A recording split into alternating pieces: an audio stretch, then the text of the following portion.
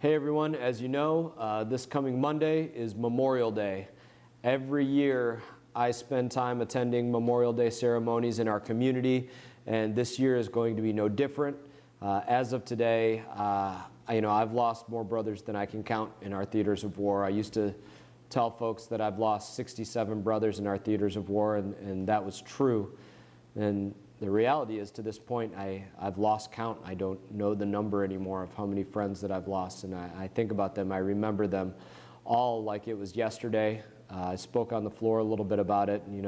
I remember their smiles. I can remember the jokes that we would play on each other, putting rocks in their backpack to weigh it down a little more, or the things that we would hide from each other.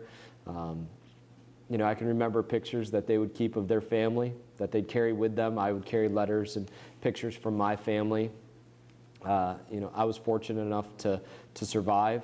I know that they have had their letters delivered to those family members after they were killed, something that I think about often. And this day is so heavy on my heart that one year, and I say this to my shame, on the same day of remembrance, a couple of years ago, I asked my wife, Brianna, that she not go to a Memorial Day ceremony with me that I was going to be speaking at, that she stay at home with our sons, Magnum and Maverick, that she not accompany me there to the cemetery. And the reason that I did that, the reason that I made that request, was because I just didn't want my boys to see me in pain, my two little boys. And at that time in my life, I just wasn't a strong enough person to tell my little boys why their daddy was crying, why it was that I had tears. And I do try to be more courageous today, and I tell my boys often why it is that I have tears on this and every Memorial Day.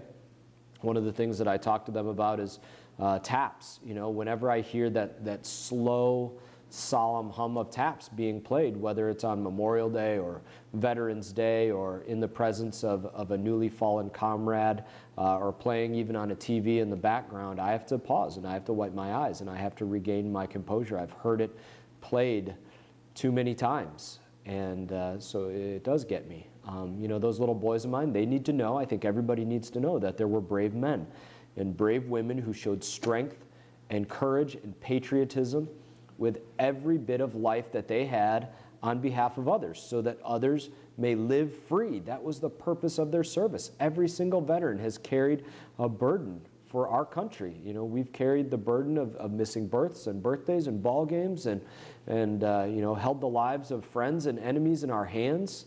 And I'm one of the lucky ones. We have the responsibility, those of us that are still here, to those that didn't make it home, to honor their memory. And when I'm thinking about the work that we do in Congress, I often hold it to that standard. Would those fallen men and women be proud of the work that we do? How we represent our nation and our values that we fight with? Would they want us as members of their team? And so this week, as I think about all going on the heels of Memorial Day, and the things that they fought for, that freedom, that opportunity for people to go out there and succeed and just go out there and give this world every single thing that they have, and have that opportunity to be successful if they do that. I think about a little bit some of the work that we did this week, and I'm proud to say that it was largely the work that we did this week was all on the veterans front. I think they would be proud of that. There was 7 bills that we did this week to improve care for our veterans.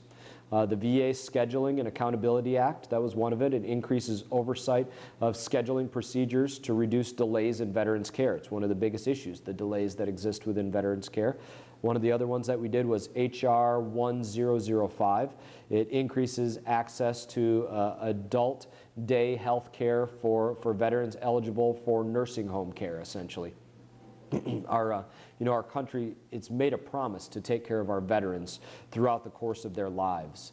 And this bill helps fulfill that pledge. And so it was a very important bill as well.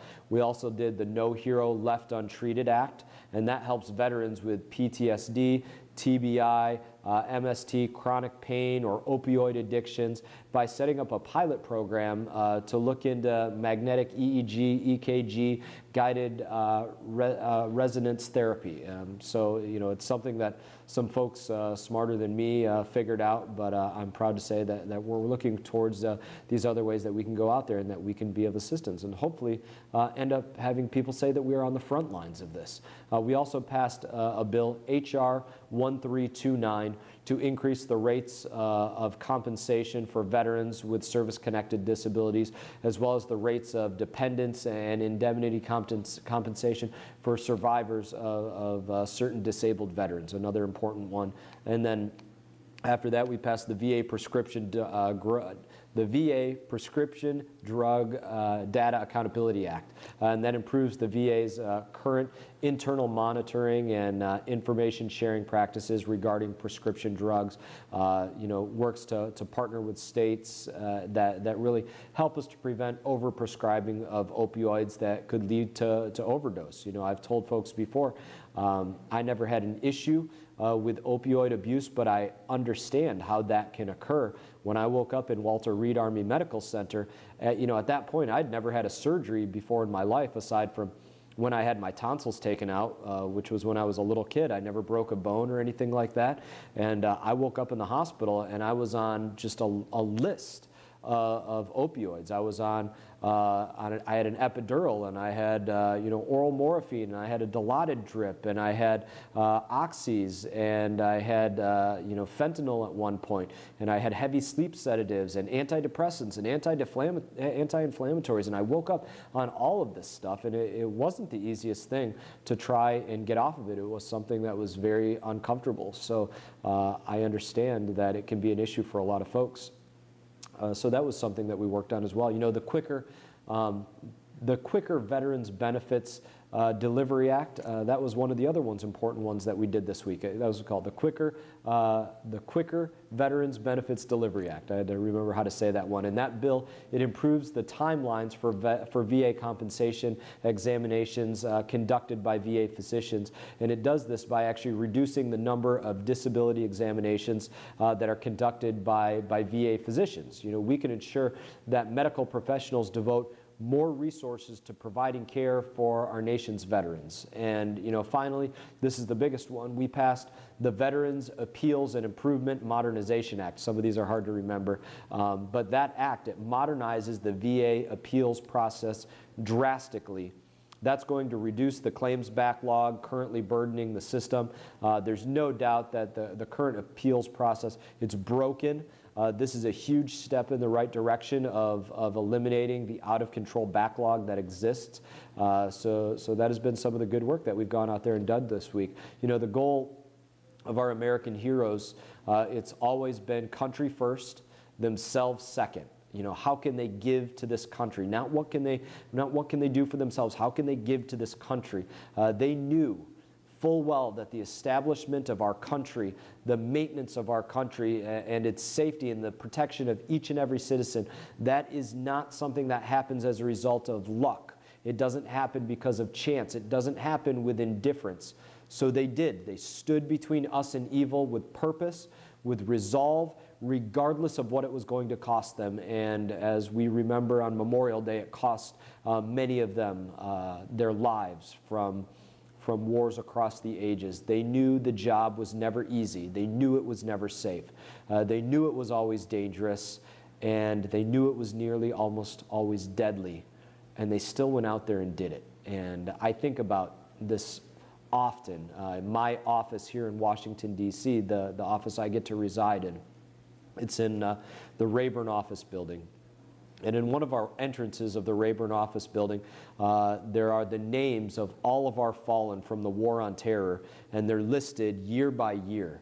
And all of the friends of mine that I've lost are listed there. I wear their names on my wrist.